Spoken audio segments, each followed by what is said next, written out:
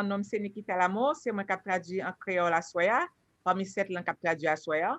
Donc, sous l'ordinateur, ou pouvez voir un globe. Les globes là vini, ou peser Haitian Creole, ou peser langue. Après ça, ou marquer done. Sous en cellulaire phone, ou pouvez voir 3 petits points. Les 3 petits points, ou checker langue que vous parlez, Haitian Creole. Parfois, vous connaissez écrit French too.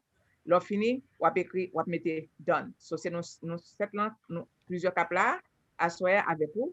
Donc, passer message en bas l'autre monde tout de façon prochaine fois pour l'autre monde capable de venir. Okay, so now I'm going to pass it to Vietnamese. Xin chào quý vị, tên tôi là Linh, tôi sẽ là người thông dịch tiếng Việt của quý vị tối hôm nay. Một khi mà chúng ta bắt đầu bật lên cái phiên dịch thì quý vị sẽ bấm vào trong cái bản đồ, cái quả địa cầu và sau đó quý vị sẽ chọn tiếng Việt tức là Vietnamese. Nếu mà quý vị ở trên một cái điện thoại smartphone là điện thoại di động, quý vị sẽ có 3 cái chấm, sau đó quý vị sẽ bấm vào 3 cái chấm đó. Và sau đó thì quý vị sẽ bấm vào cái language interpretation tức là phiên dịch và sau đó thì chọn Vietnamese. Và sau đó là quý vị xong. Xin cảm ơn quý vị. I now pass it on to Mandarin. Thank you. 各位好，我是您的普通话翻译，我的中文名字叫王婷，英文名字叫 Tina。那么一会儿呢，您看到这个它有一个地球仪的标志，你就可以选这个普通话。那个我的选项是 Mandarin， 我们也有广东话的翻译。然后如果您是用手机上线的，请你点击那3个点儿，然后会出现说更多的选项，然后你就选这个中文台，也就是我的 Mandarin 就可以了。Okay, go ahead, please, Melissa. 大家好，各位歡迎嚟到我哋今日嘅復課會議。我係姓盧嘅，我係你哋今日廣東話翻譯。大家好，咁如果大家咧今日需要不同嘅語言翻譯服務，尤其是係廣東話服務咧，咁喺大家嘅電腦屏幕下邊，你會見到稍後有個好似地球儀嘅按鍵，咁大家咧可以點擊呢個地球儀嘅按鍵，咁跟住咧就挑選廣東話，大家咧就可以得取到廣東話嘅服務，因為咧你哋會直接轉入廣東話嘅平台。如果大家係通過手機上網連接呢個會議嘅話咧，大家會喺個手機側旁會見到3點，大家咧就喺嗰3點嗰度點擊入去，咁跟住咧就有個選擇叫語言，咁大家咧點擊語言，再點擊廣東話就可以得取到廣東話翻譯服務。好，多謝大家 ，Thank you。All right, interpreters, make sure you are not on mute. Activate your microphones. And Ron, you can go ahead and activate the language channels. Okay, great. I'm doing that now. And Danielle, as always, if you could give me a thumbs up when I do it. Here we go. 3, 2, 1. Okay, great. Thank you so much. And once again, thank you to our interpreters for providing that valuable service to our community. So with that said, I'd like to first introduce the panelists that we have this evening, but also welcome all of those who've joined us. There are a number of ways that you can watch us this evening. For those that have attended here live on this webinar, we'd like to welcome you. You are someone that can ask a question through the webinar, through the Zoom platform that you're on. And the way that you'll be doing that is by using the Q&A feature in Zoom, which is located on your menu, whether it be on your phone or on your computer. You should see a Q&A button on the bottom, and that's how you can answer or you can ask those questions. Additionally, this evening, some of our panelists may make things available over our chat. So just to clarify, the chat is not intended as a way for us to go back and forth with you for questions, but just for us to kind of push out things one way. So if we talk about something and reference a link, we'll have our panelists posted in that chat. But again, if you do want to ask a question, we ask you to do that within the Q&A function. As far as how you can watch tonight, again, for those that are on Zoom, welcome. But for those that are watching at home, our Malden Access formerly Malden Access Television, now UMA, which is presented on Comcast 22, Verizon 26. That is where you can watch from cable access. However, at 7 p.m., they do have a hard stop this evening, and they are transferring to another program. So if you're watching at home via Malden Access Television and you want to continue, if we go overtime, which we likely will, you can pick that up at youtube.com/City of Malden. So that's the City of Malden YouTube channel. So we will go ahead and introduce our panel. We have quite a full panel this evening. So we want to go ahead and make those introductions. So I'm just going down. This is no particular order. This is just how I wrote them down. So first we have Van Nguyen from our Salem Wood School. She's the principal there. The principal of the Linden, Ray Garcia. Principal of the Forestdale School, which I have a little bit of a soft spot for because of a child there. That's Don Concannon. And then we have a principal of the BB, Carrie Ann Murphy.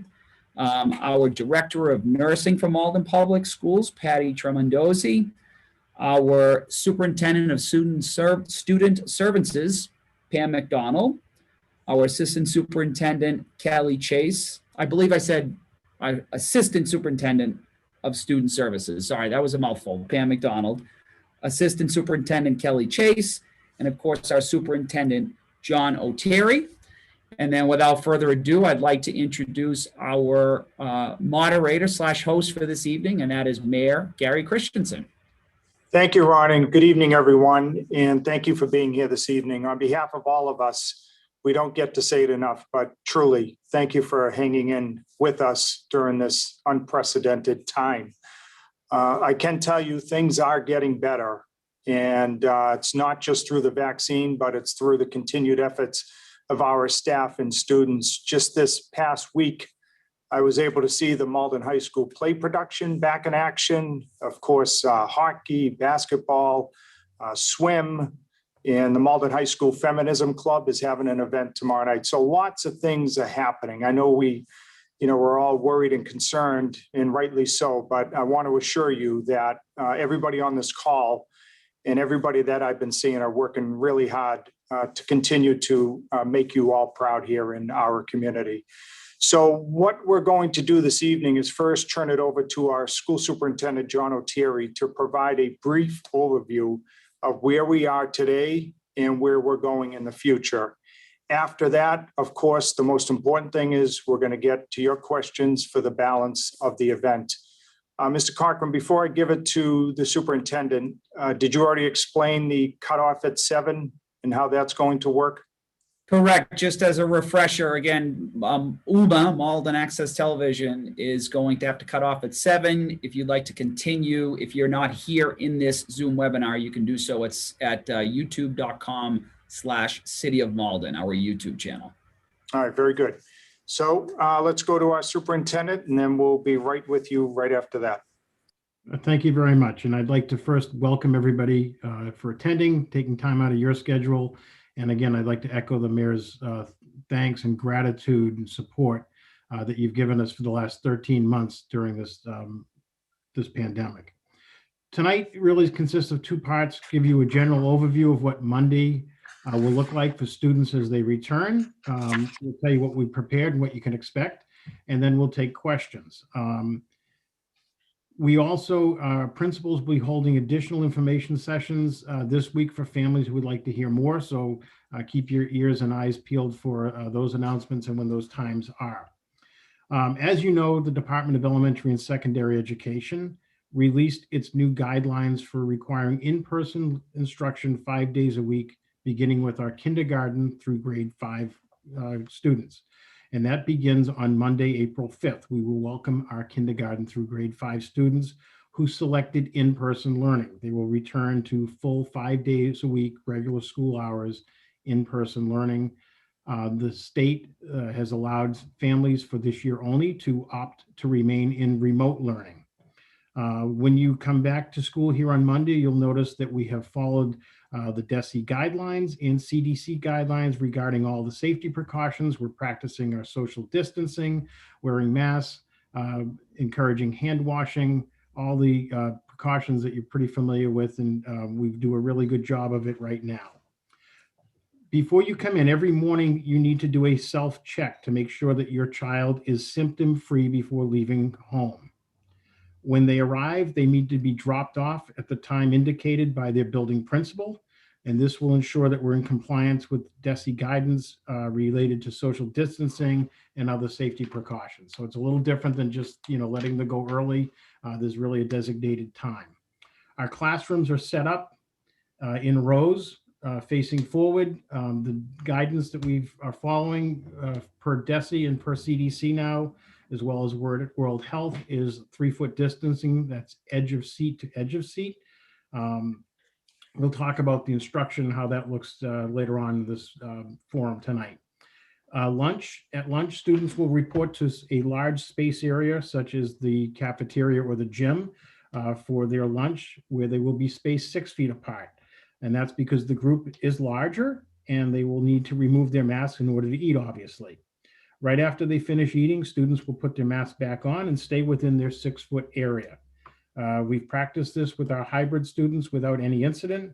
We've had the Department of Elementary and Secondary Education come in last week and observed 2 of our schools, and we're very impressed with the lunch procedures that we have in place. At dismissal, we ask that families pick up students and exit the common areas as quickly and as orderly as possible. This will ensure that we have plenty of distance between families as they make their way home. Our instruction. We've done everything we can to keep our students and with their current teachers. We will continue to make that our goal. However, we do not want to we do want to be transparent and let you know that in rare cases, such as when a classroom is at capacity, and if a family changes their mind to remove in-person, we may have to switch a student's teacher.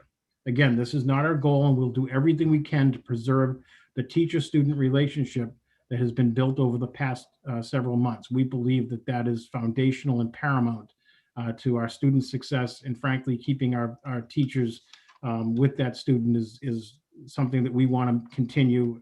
We know it's working well. Our teachers have up to this point been teaching in 2 modes at the same time. There have been small groups of students in person, while another group has been participating through remote learning from home. We've listened to our union, and when they've advocated for additional assistance in the classroom, as we welcome back a greater number of students to in-person instruction. To that end, we are looking to hire a number of individuals to assist in the classrooms. We see this as a great opportunity for some of our family members out there to help. We're looking to hire specifically what they're called learning support assistants. There will be an extra set of hands in the classroom to help the teacher address the needs of both in-person and remote learners at the same time. We believe that many of our family members can fill these roles. Our learning support assistants, the job will be posted tonight. We'll put it in the chat momentarily, the link for it. We'll work up to 19 hours per week for a rate of $26 an hour. They will be assigned to a classroom where they will help the teacher as they implement simultaneous learning.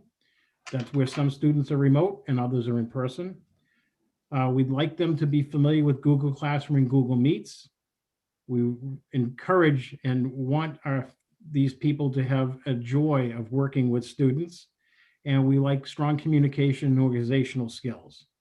These positions will be grant funded and will run through the end of this school year. So it's about 10 weeks. It would be a great opportunity for people to earn some summer spending money. If you are a family member, we invite you to complete the interest form that we are popping into the chat right now. I think Kelly Chase just did that on cue perfectly. To facilitate a family balance of family responsibilities with work, those hired for these positions will work at their school that their child attends. This is a great way for those who are best familiar with the schools and community to help us move forward with full-time in-person learning. And I think Kelly did pop that in the chat. And we are, I think, ready to go. I do want to talk about just one quick thing that I don't forget.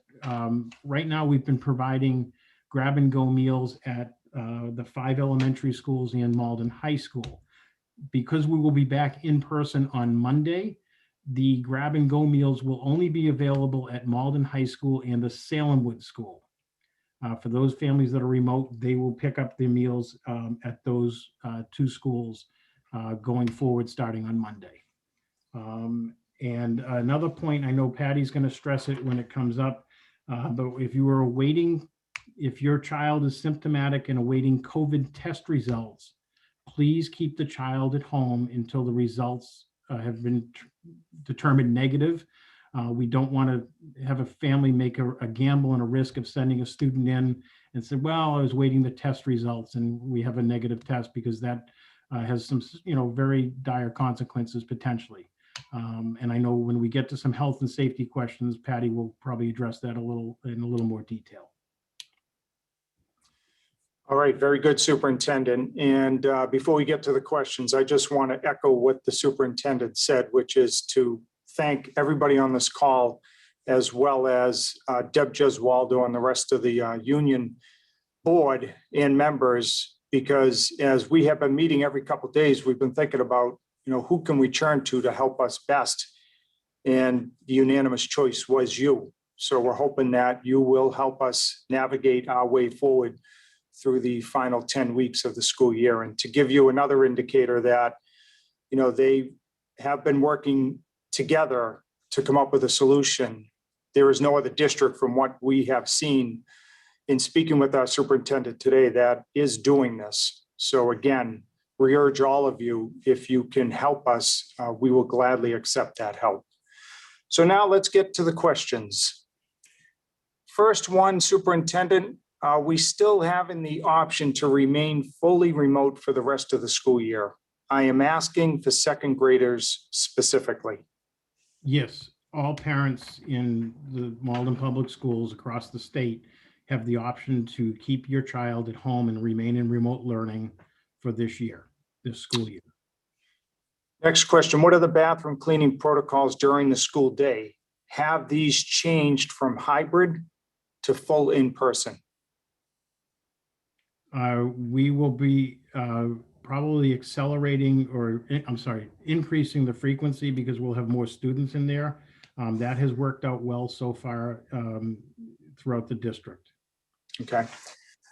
Next question. I filled the survey saying I will be sending my kids to school, but now I changed my mind to keep them home remotely. Will that affect me in any way? It probably should not, but I would contact the school to make sure. I would contact your principal and make sure that has been received and is registered. That's correct. All right, let's see next. On March 15, temperatures were low and school was not prepared to handle the kids. Only one cohort in early. Want to know what preparation is school doing in order to accommodate all students, kids in 2 cohorts, and keep the distance in class and dining area, etc. The class and dining area, we had Desi walk through that with us last week. We've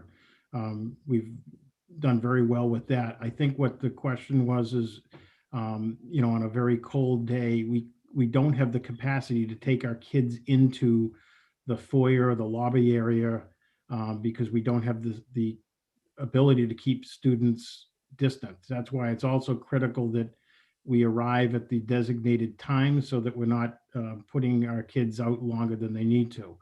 I think on the upside is the weather at this point is getting warmer, so cold shouldn't be as much of a factor.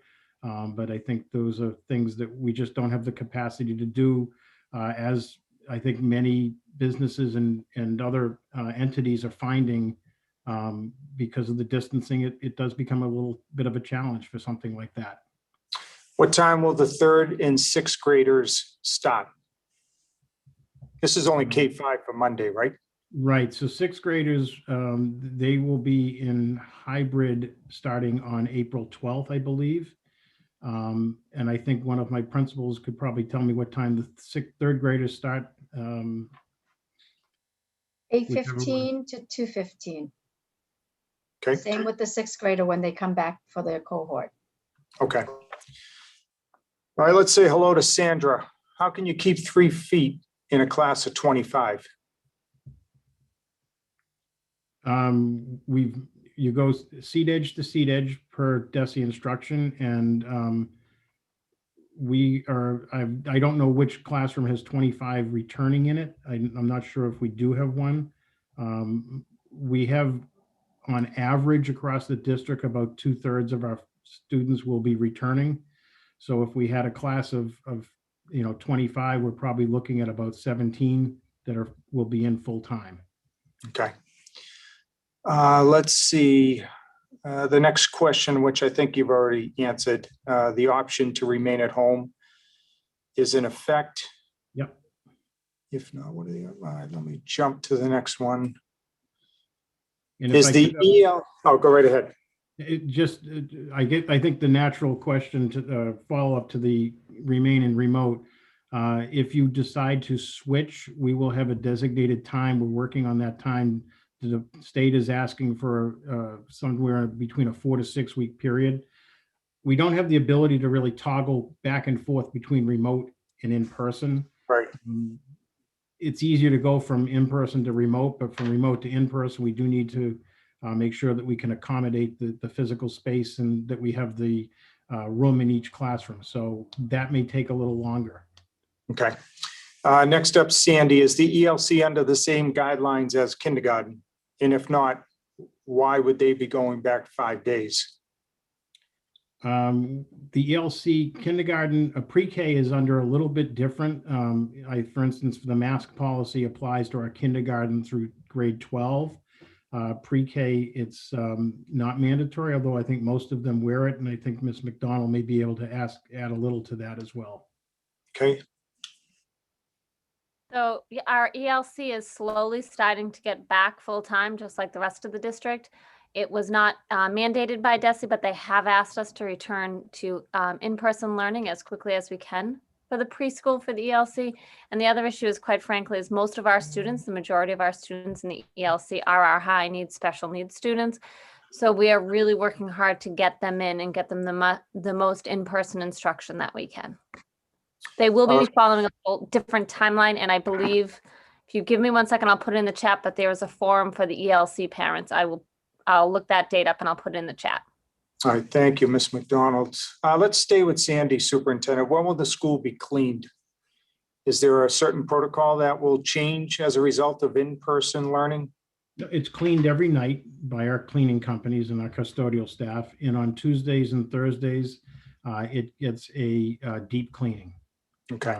Where all the surfaces are sprayed down with a environmentally friendly but effective disinfectant. Okay. Superintendent, you mentioned that the hybrid for the most part has gone smooth, but 2 times we had people test positive for COVID. How can you keep everyone safe with more people inside the school? I mean, that 2 people though, is that percentage when you factor them all together, it's been low, right? Well, yes, it's been extremely low, and I'll have Patty answer a little of it, but I think the important part is we have not had any transmission within the school. I think that's the part we know, and neighboring districts, where my son is, there's usually a case 3 or 4 a week in his school. We have not had that level at all, but we've had no transmission, which is very important. Okay, Ms. Tremendozzi. What the superintendent is correct. Transmission has been 0. We haven't had no cases that have connected with each other. It's pretty much been random across the city. And everyone continues to follow the guidelines. I feel like we can continue the same process even with more people in, make sure people are social distancing, washing their hands, wearing their masks, and most importantly, to keep your child home if they are awaiting test results, or if anybody in the household is waiting test results. It's a good thing to keep your child home as well, because they would be considered a close contact if they were to come into the building from a family member. So to keep that low, we ask that people stay home. And another very important thing is to make sure that everybody does the morning checklist before they come into school. Really assess your child for any signs and symptoms of COVID. That checklist should be available on the school website. The nurse's office also has a virtual site, which has a lot of great information. There's information on there for all school nurses. You can reach out to them with any questions at all that you have. Okay. Back to Sandy, being shorthanded, how will you take care of coverage for classes? I think you sort of outlined toward the end of your opening remarks, right, Sue? We've got coverage in our classes. Our classes are covered. We've had to hire through staffing agencies. So we've got our classrooms covered. All right, Kevin Graham, good evening. I'm concerned with the mandate to send children to school. Please help me understand who thinks I should be confident with this when there is still limited government, registry of motor vehicles, courts, et cetera. Yeah, Kevin, we'd have to have a separate webinar on that. So call me offline if you want to talk further about that. And thanks again for always being there for the community. If my child is in person but is sick, can they log in remotely still? If so, how is that different than hybrid? So if your child is sick with COVID-like symptoms, the department's guidance is that they can log on remotely on that. We want to, they would, because they would call in sick, the school nurse would then contact, if they have COVID symptoms, there would obviously be advice would be to get tested, and they would be awaiting the test results. So, when we look at the COVID-like symptoms, there are a lot. Many of these illnesses, we don't want parents to really gamble with this. If they're experiencing, sore throat, headache, low-grade fever, call in, and I'm sure that the advice from the school nurse would be to find a test site to get COVID tested as quickly as possible, and then await for the results to come back negative before you come back into school. And we will enroll that child will be on the remote end for those few days. All right, Superintendent, Mr. Cochran asked me tonight not to ask the same question, but of course I'm going to be doing that because I think it's worth responding to. We have elected to have our two children in the Malden school stay on remote hybrid learning, one at Malden High, one at Linden. Are they now required to come into the school? No, and I want to just, when you're in remote, you're fully remote. Right now, starting April 5th, we'll have two modes for our K-5 students. You're either in full-time or you're home full-time. There's no more 2 days, no more Monday, Tuesday, Thursday, Friday cohort, remote Wednesday. We're either 5 days in or 5 days out, and the parent can elect to keep their child home for the rest of the school year. Okay. Let's see, Stacy, we're going to read your question, but you're going to want to get in touch with the school principal. I would like to hear the specifics of how lunch and bathrooms will be handled at my child's school before making my decision. But it sounds like we won't get those details in time. I think if we want to have one or two of the principals just give a quick overview, I don't think they're going to vary terribly much from each school, but if we want to have maybe Mr. Concannon and Ms. Murphy tackle those, I think we'd be in, maybe give some people a little level of assurance. Okay, lunch and bathrooms. The lunchrooms, we're using multiple areas for the lunchroom so that the lobby, we have our lobby set up, we have the cafeteria set up, and we come in separately. Everybody is seated 6 feet apart, and we follow the protocols all the way through. The bathrooms have when you come in, each one of the students will have their own laminated card with their name on it with a Velcro sticker on the back of it. When the child goes to the bathroom, there is another poster on the outside of the bathroom door. If there's a child in there, they stick their name on the post-it on the Velcro strip, and another student knows not to go in. The hallways are monitored by myself, Mrs. Caponito, and other staff, so that we make sure that there's only one child in the bathroom at a time, and it's worked out. It's worked out pretty well. The lunches are spread out. We're using like every huge area in the building is being used. We haven't got to the gym yet, but eventually we'll end up getting there. But lunchtime is spread out.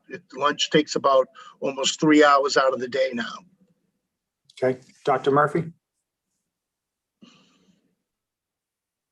Hi, yep. So at the BB, our lunches are being held in our gym. It was the largest space we had. The desks are all in rows 6 feet apart.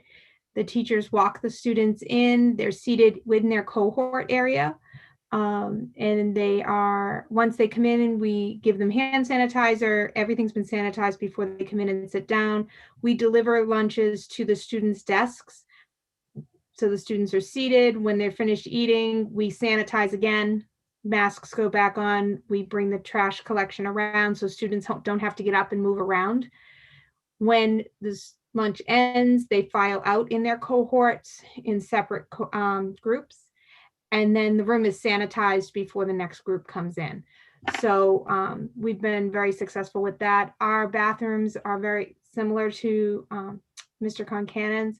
Our classes all have a designated time because we have hand washing breaks built in throughout the day. But of course, there's always a time where a student needs to use the restroom. We've done some explicit direct instruction on using the restrooms, checking to see if someone else is in there. We have another student to come out of the restroom. They can be socially distanced. And we do also have staff member monitoring the hallways and offering lavatory support. All right, very good.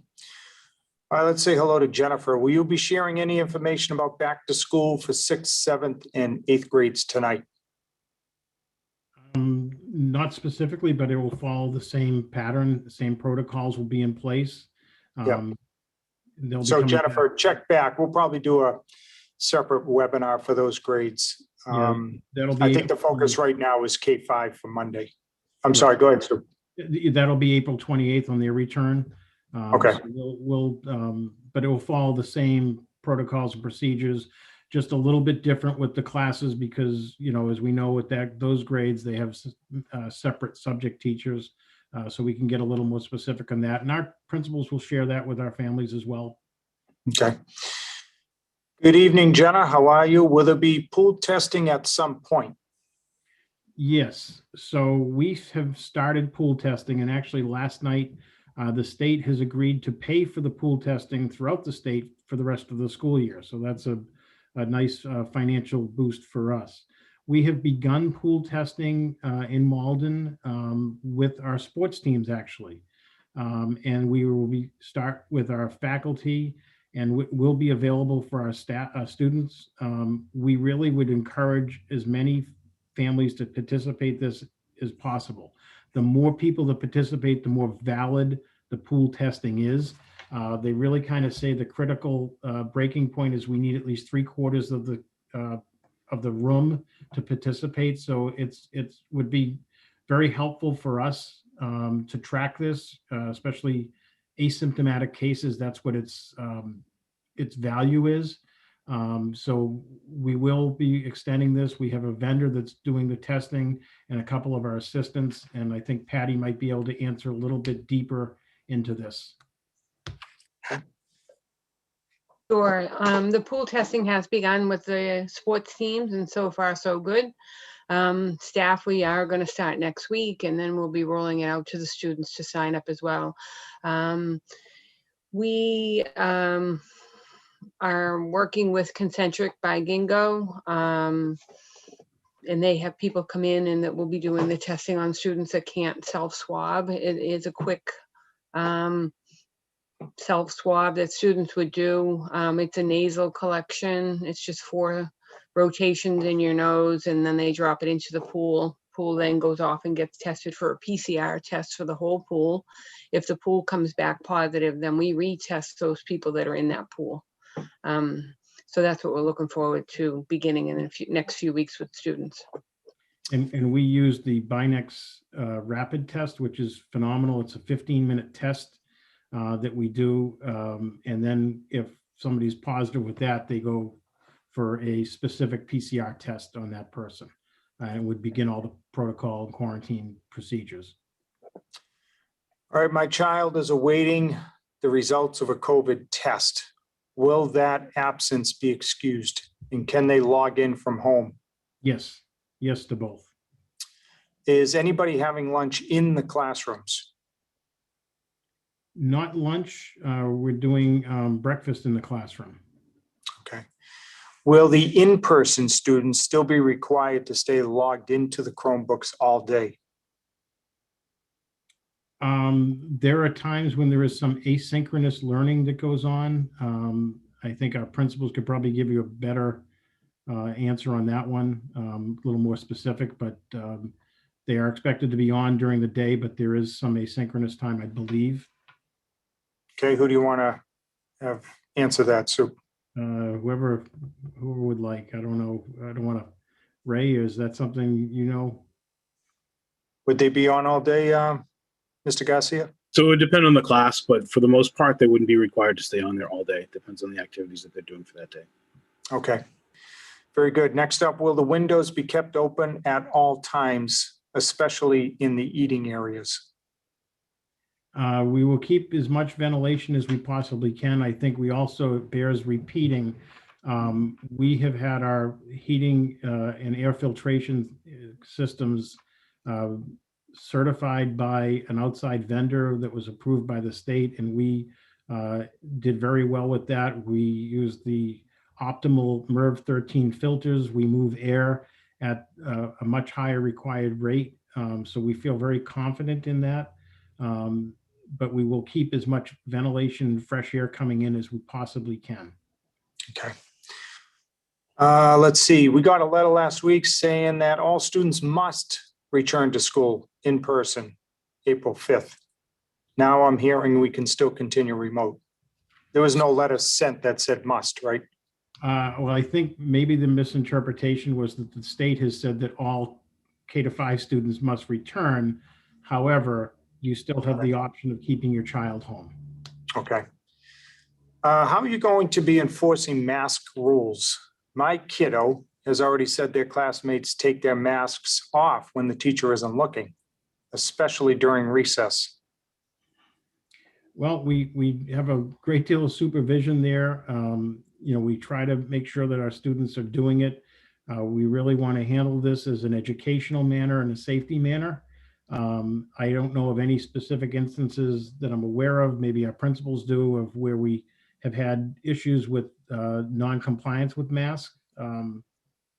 But I'm not aware of that, but we will practice hypervigilance on this because we know it's critical.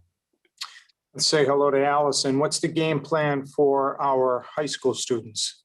And do they have an option to stay remote for the rest of the year?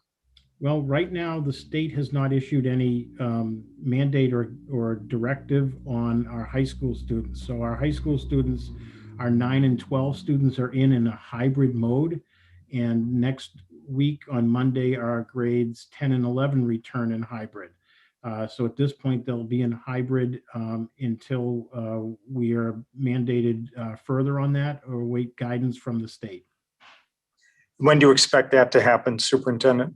The commissioner last week in his meeting with us said that expect it sometime in April. Okay. If we continue Expect the guidance in April, I'm sorry. Yeah. If we continue fully remote learning for the rest of the year, do we need to do anything to opt in? Well, you'd be opting to stay in remote learning. You just need to make sure that your building principal is aware that you will be in remote learning for the rest of the year. Okay, next up, we're returning 5 days. What does that mean for the deep cleaning on Wednesdays? It'll just move tonight, I presume, or? It starts, they begin that at 3 p.m. on Tuesday and on Friday. So we make sure that the buildings, you know, our staff and students are out by 3 p.m. All right, next up, let's say hello to Rachel. How are you? If my child becomes sick enough to stay home, not COVID, can they join the virtual classroom meet for a day?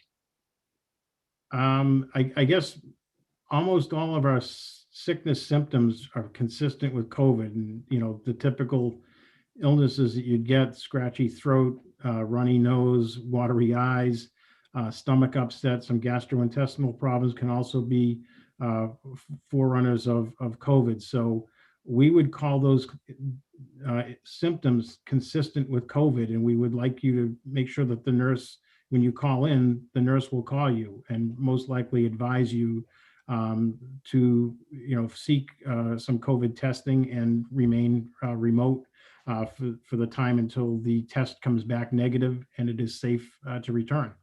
Soup, I think what they're saying, if I'm not mistaken, let's say someone has a cold. can they join the virtual classroom meet for a day? Yes, but I think a cold would be consistent with COVID symptoms too.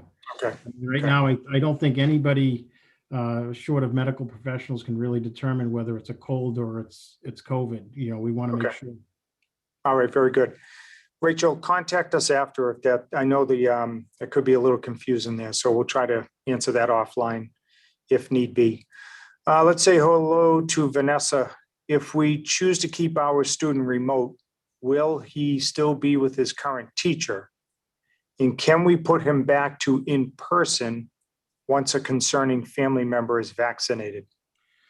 So that's a great question. So first part, we hope that if your child is remote, that they will be able to remain with that teacher. I can't make a 100% ironclad guarantee, but we have a pretty high confidence that that will still be the case. In terms of coming back from remote to in-person, I spoke about that earlier. We will probably be looking at a transition time sometime in early May to mid-May, where you could make that elect to come in person. We know that there are some people out there that would like to do that, but they have family health issues, or they're waiting vaccination of some family members for that to come to fruition. So we're hoping sometime early to mid-May that transition could happen. Superintendent, any discussion about changing the start time since parents need to be at work at that time? I guess the reason you can't do what you may have done pre-COVID is because the rules won't allow you, right? That's considered mass gathering or whatever. There's a couple of, I mean, in terms of the start time of the school day. Yeah. Well, that also would have to be collectively bargained with our union too. But we also, you know, we have to make sure that we are keeping our students and staff safe with drop-off times that are consistent across. And I know you and your team have been gracious in the past about letting students come in a little bit earlier than the start time, but I believe you told me one of the reasons that we can't be as freewheeling is because of the risk that there'll be commingling and the risk of transmission increases, right, without supervision. That's correct. Yeah. Potential mixing of cohorts. That's one of the reasons we can't have the before and after school program at this point. You know, right. Board of Health is not allowing that, nor is the state guidance on that in terms of opening schools for that purpose. That's correct. All right, let's talk about breakfast. Will that be done in the classroom if the classroom is set up for 3 feet, but they need to be 6 feet for eating?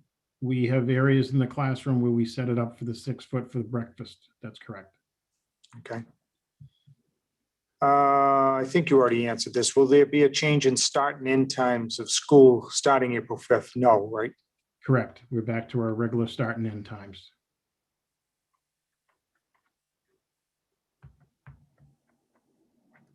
We already answered these. No dates for the high school just yet.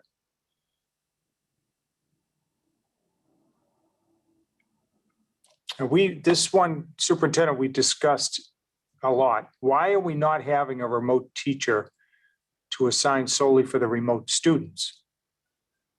We're asking teachers to, you know, put them in a tough spot. Live streaming is not optimum. I think when we look at doing remote teachers for that, we would be moving a number of our students out of our current teachers. Right.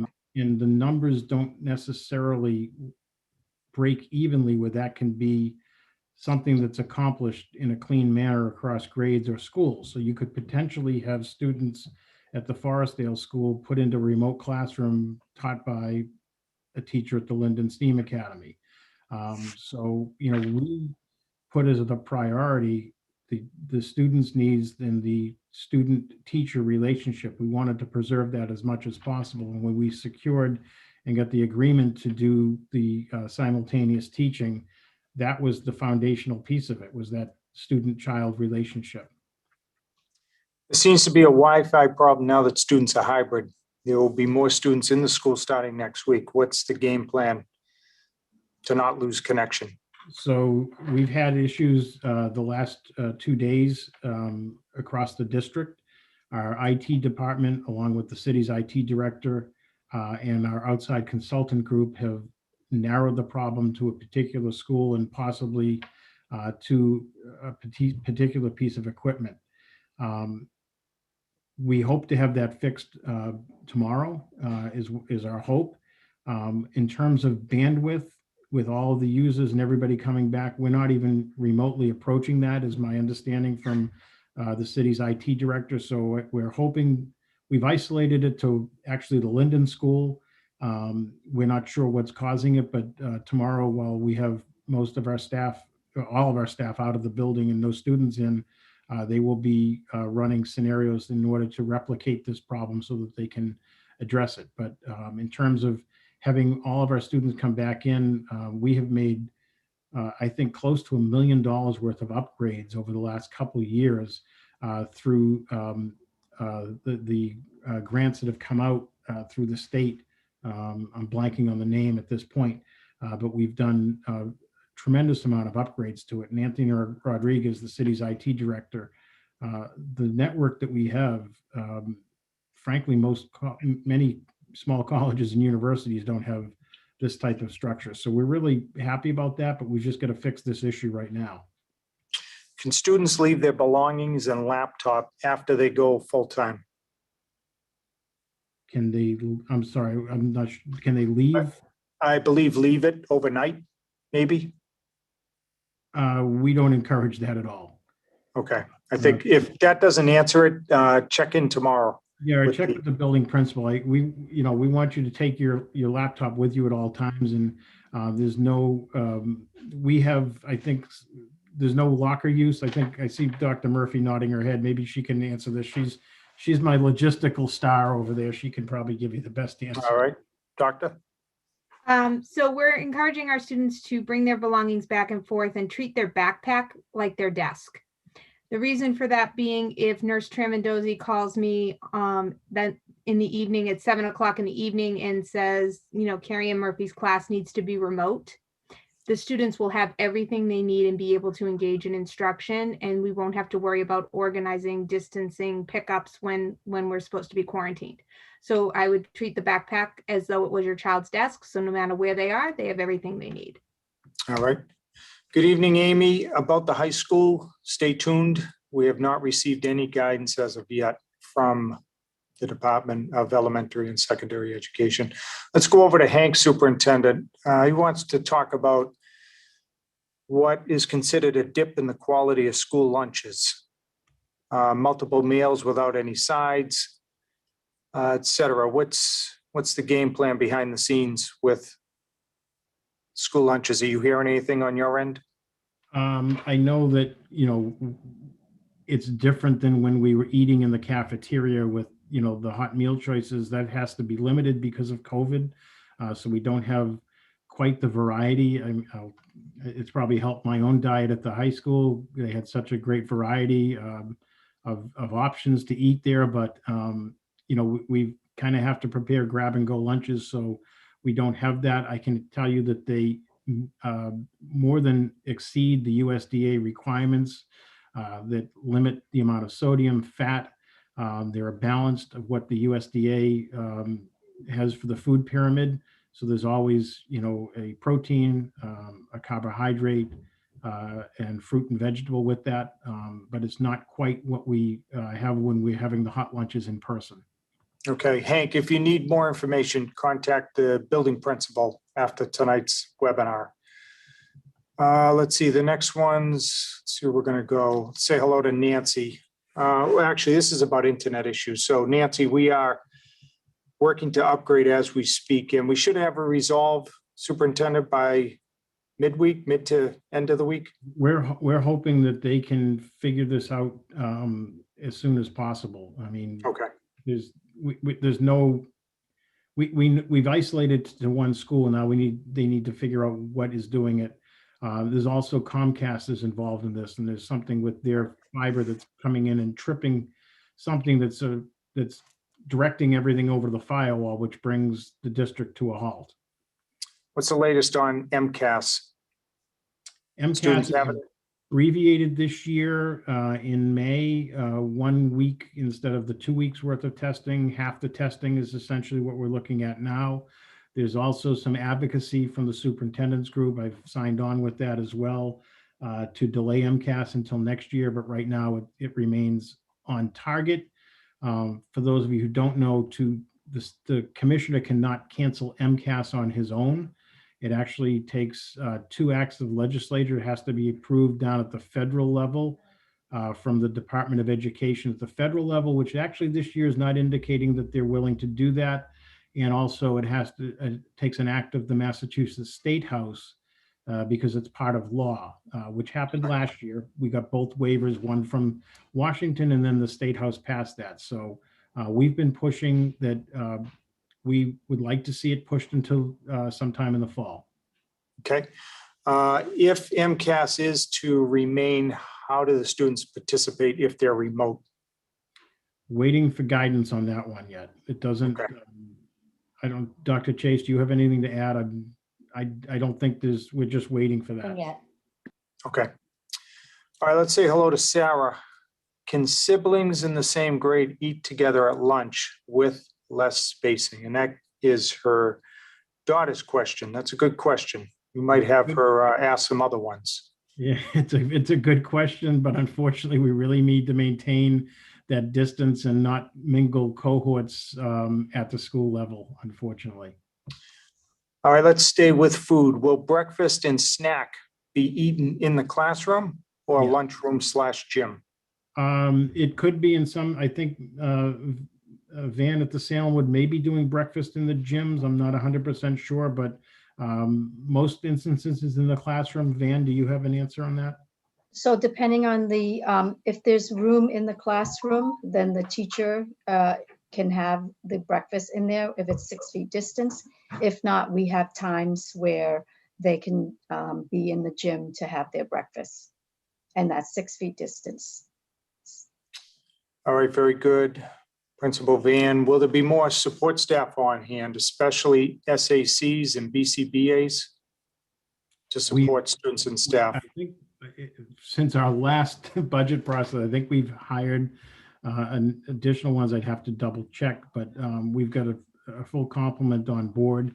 And, you know, we're hopeful that they'll continue to do the great job of keeping our kids safe. I know in talking with one the other day, her observation was having the kids in person at this was a counselor at the high school, has really lessened some of the anxiety and social emotional issues that they were seeing while students were remote.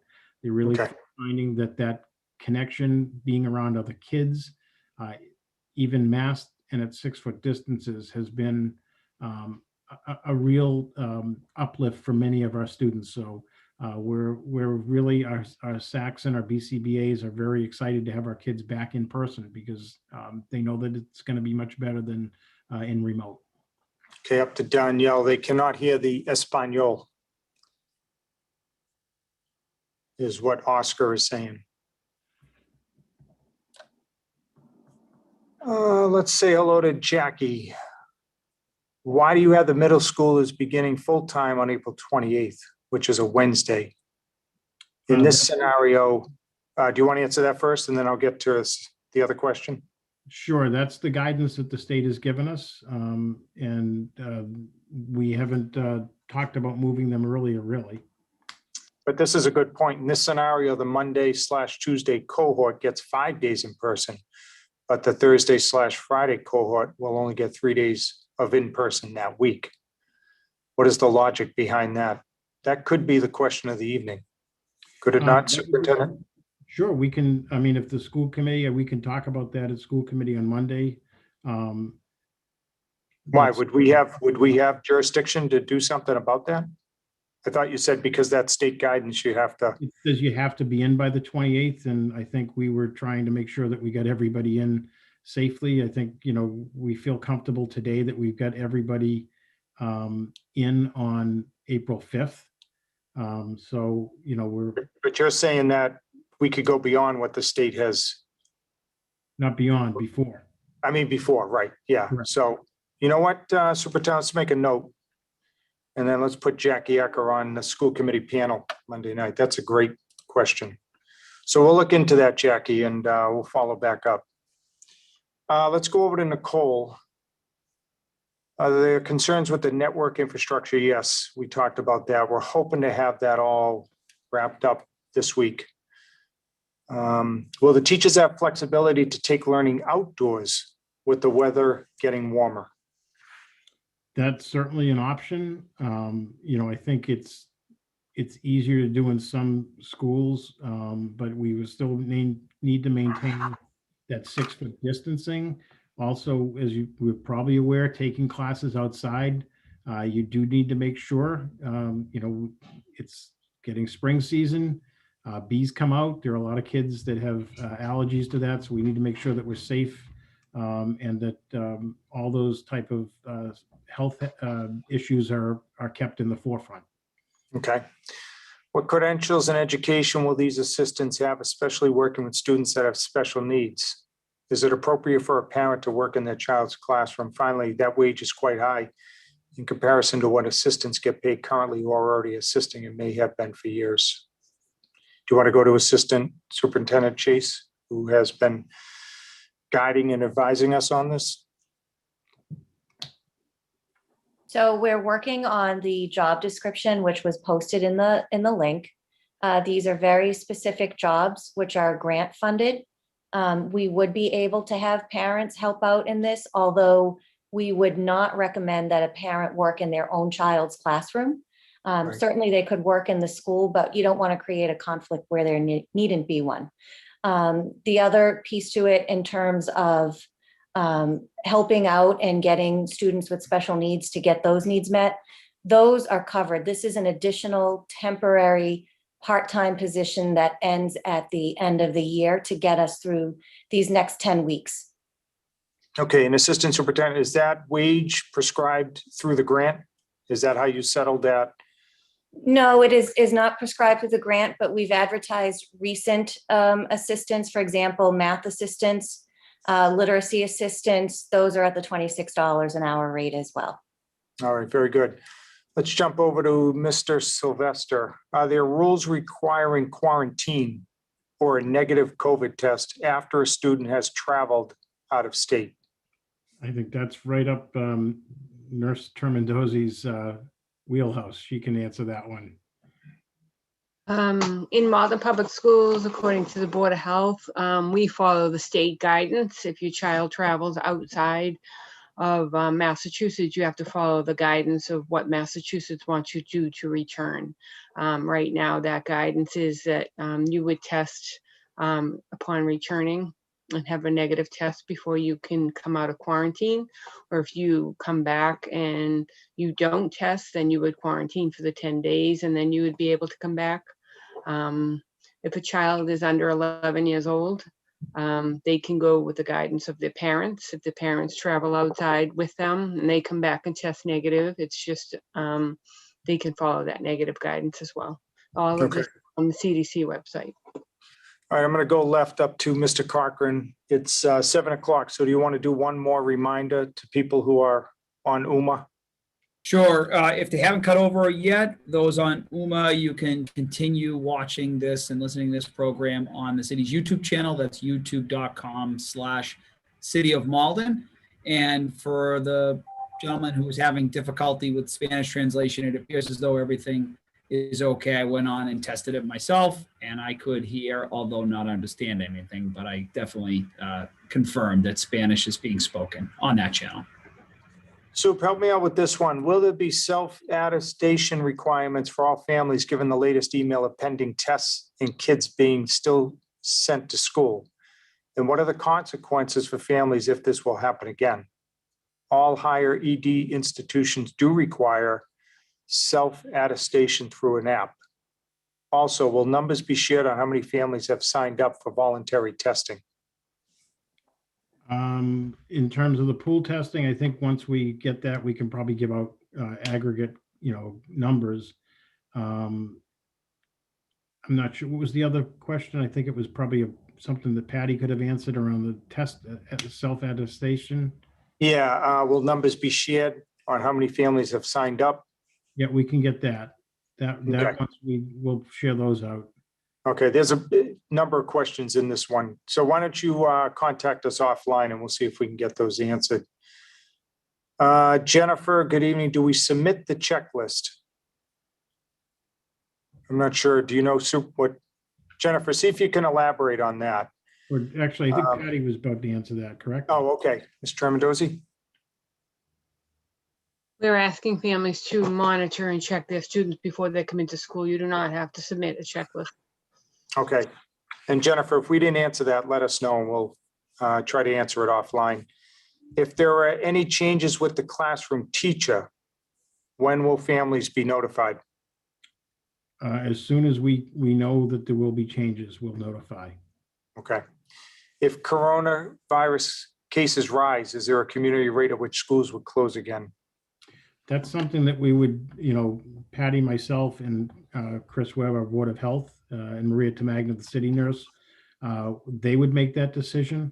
And then in consultation with the state, if it reaches a level where they consider it a cluster or whatnot, there may be additional steps that would be taken, but that would be made by our healthcare professionals. That's nothing that I would make on my own at all. Okay. Let's say hello to Susan. What if a child is sick, but it's not COVID? Can they attend remotely? Are the strict absence policies still being enforced? I guess, I don't know if you could make the determination, it's not COVID. I think when you look at the list of symptoms, almost every, malady that our kids probably manifest on a daily basis is something that could be considered COVID-like symptoms. Okay. Let's see. When in-person remote kids setup is working so well now, why is there a thought to switch teachers? There actually isn't. And I can attest to that because I was on a call with many of these administrators today, along with Deb Jeswaldo and Lisa Nazaro. And I can tell you firsthand that they are working very hard and are very passionate about keeping the students with their current teachers. Let's see. While no one likes getting robocalls about COVID cases in their school, we wanted to let you know how much we appreciate the communication we have received about recent cases. Thank you for keeping us informed! Exclamation point. I should have saved that till the end. Yeah, that would have been a nice one to end on. I like that. Let's see. Efficiency. We already answered that. So listen, everyone, some of the questions that we already answered, we're going to skip over and try to get to ones that we haven't. If you're not sure, just contact us tomorrow and we'll try to answer yours. Are you taking any extra actions in helping teachers and school workers get vaccinated in addition to the appointments they make on their own? So we've offered 2 clinics for the Malden Public Schools. One was on March 15th. Somerville Board of Health contacted us on Friday that they may have 150 slots available for the Johnson & Johnson vaccine. And we were able to fill that with 150 Malden educators. So that's 1 dosage and they, are vaccinated.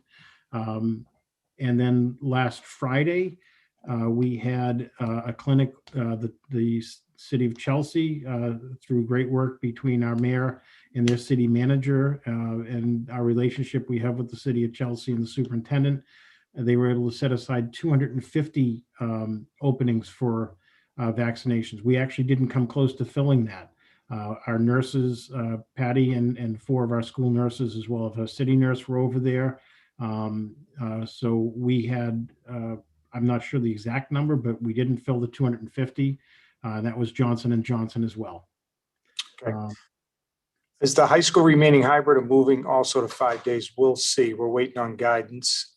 Should we decide between now and April 28th to have our 6th grader stay home?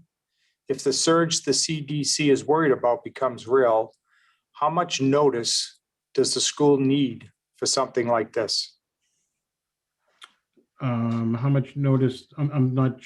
Could you? I think I think the person might, if the student's in person and they decide to change out to remote, how much notice there's a school need, I think is what they're asking. To go from in-person to remote won't require that much. To go from remote to in-person does, because we have to make sure of the space. But Okay. it's not something you can flip-flop back and forth. It's not like this week I feel like being remote and next week I'll be in person. So we're looking to keep people in this until mid-May, when we will offer that ability to make the switch. Okay, back to Stacy. For students choosing in person, with the return of these many students, can we realistically keep the one kid in the bathroom at a time rule? Or should we look at ordering trailer restrooms? I don't think we have any thought of ordering trailer restrooms at all. I don't think we have the space, nor do I think it would be necessary. Okay. Mask, gloves, hand sanitizer, will they be provided in the classroom? Yes, masks. We have plenty of masks. We have, I think, enough sanitizer to fill a swimming pool. We have plenty of other PPE, gloves, face shields, gowns, whatever is needed. We make sure our people have it. Okay, let's see here. I think it's worth asking this. Can it please be clarified? Because I think there's some confusion on the call, that the different grade levels start 5 days a week at different points. So Monday, April 5th, superintendent, is strictly K-5. Kindergarten through 5, full-time, 5 days a week. And then April 28th. But grade 8 begins hybrid next week. Yeah. Yeah, you might want to do a connected call, because I see what the confusion is between our hybrid. Actually, I think Van and Dr. Murphy both can clarify that. I think I might have misspoke. Right. Yeah, so right now, for Monday, April 5th will be 5 days for kindergarten through grade 5.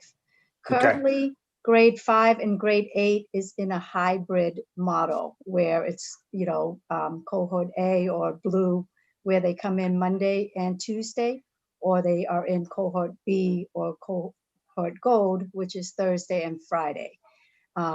So next week, that grade 5 cohort will be coming 5 days. The 8th grade cohort will remain their cohort until Wednesday, April 28th, where they will go those 3 days, and then the following week they will go 5 days. That would be, and that would also be for grade 6 to, so it's grades 6 to 8 will go 5 days cohort, full days starting April 28th. Grades 6 and 7 are coming back as cohorts starting Monday, April 12th. Okay, again, Soup, you might want to do another. I'm sure you're planning on doing multiple. Yeah. Down to Ms. Tremendozzi, we'll combine 2 of these questions. Who will be testing the students, in parentheses, pool testing? How often will pool testing be done? The pool testing will be done weekly, and students are encouraged to self-swab, although we know the younger students probably won't be able to do that. So there will be somebody coming from the concentric that will be swabbing the students. Okay, Superintendent, what's the procedure in place if there is a COVID case in a particular school? Same as what we've done all since October when we've returned. We notify, I thank that person who appreciates the calls that come out. We notify the school community that there's a positive case. They're put in touch with our school nursing director and Board of Health, and they're given they begin the contact tracing, and then the quarantine procedures and what needs to be followed. All right. Again, everyone, I'm going to start jumping around a little bit just because we're past 7. Just what I also add to that. Every time we get a positive case, we make sure that the Board of Health is brought in. And, if we have been fortunate, we have not had a cluster since the very first week. And, we haven't had that need to shut down. We have had times where we've been precautious and times where we've been directed to quarantine the classroom, that they've gone remote, but that's been few and far between. It's been really good. Okay. So again, we're going to jump around a little bit. If we miss your question, don't hesitate to contact us offline. When we come back Monday, will all the staff be vaccinated? The vast majority of our staff have had at least the first dose, and many have had either the full dose or have received the Johnson & Johnson. Okay. Will the school day continue to be synchronous? I'm not, maybe I'm misunderstanding that. I'm not sure what that means. Will remote children keep the same teacher for the remainder of the year? That's the goal. And will the school day continue to be synchronous? Well, we'll have both. You know, I think we've heard that when the students that are remote won't be on the screen the entire time, there'll be some asynchronous work.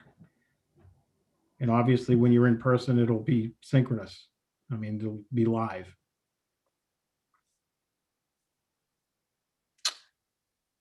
So I thought the state said remote children will not receive credit for remote learning for the rest of the year. That's not true. Not true. Okay.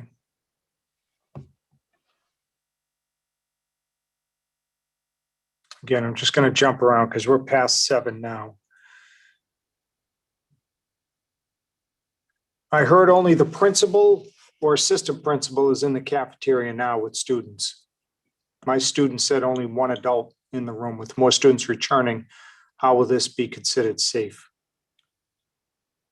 We will be making sure that we have the cafeteria staffed. I know that we have in most of our schools, more than just the principal and assistant principal, we have some other staff who have come in.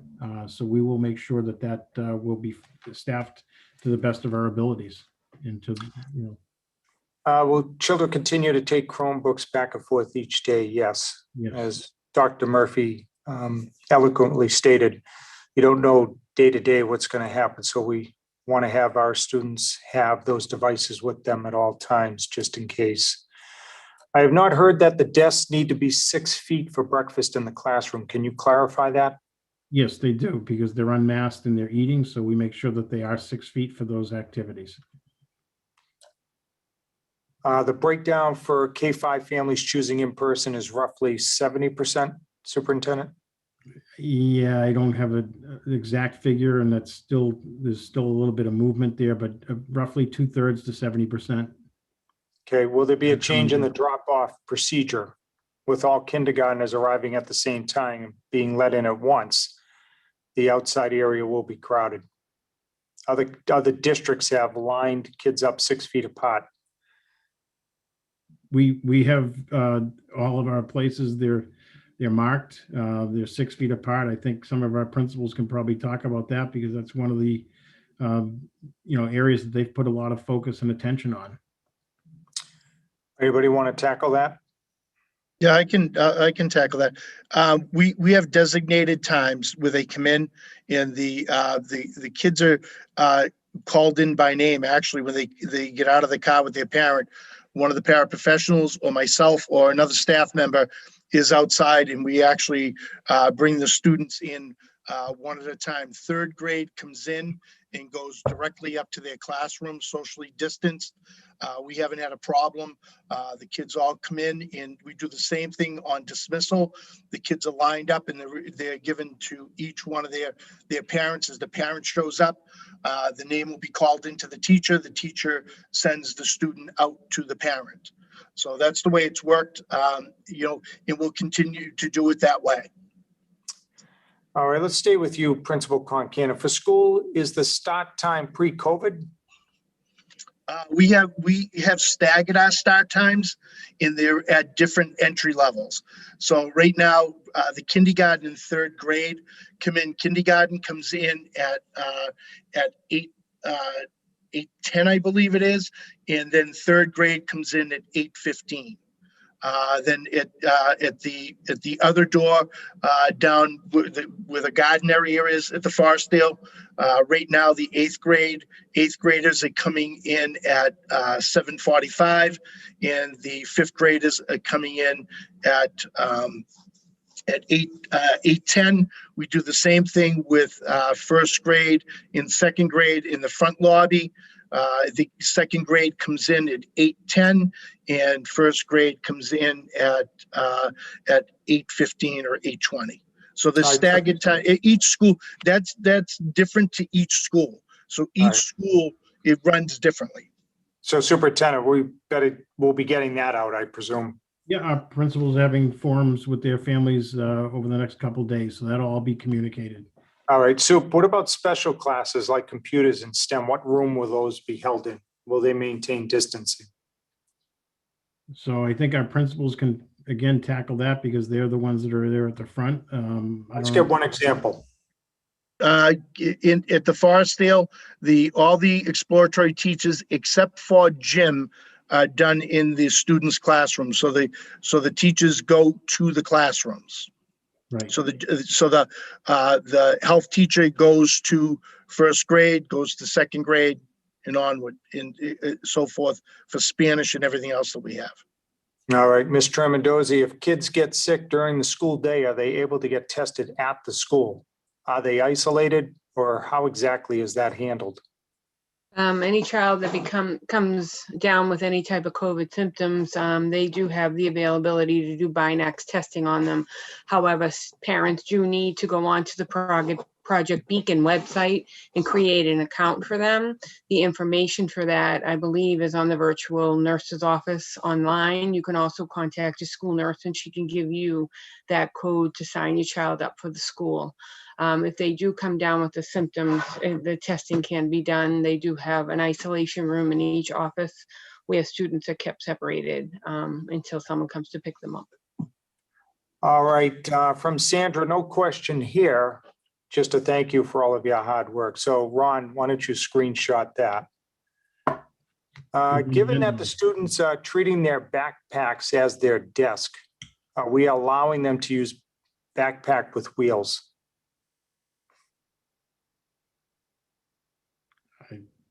I don't.